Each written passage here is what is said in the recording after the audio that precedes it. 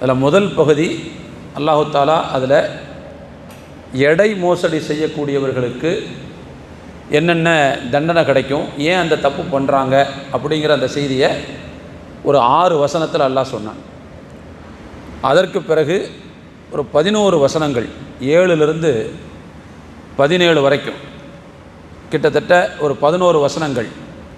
அந்த வசனங்களில் தீயவர்களை பற்றி, தீயவர்களுடைய தீய செயல்கள் பதிவு செய்யப்படக்கூடிய பதிவேடுகளை பற்றி, அதே மாதிரி அவர்களுக்கு நாளை மறுமையில் கிடைக்கக்கூடிய தண்டனையை பற்றி இதெல்லாம் அல்லாஹ் பேசினான்.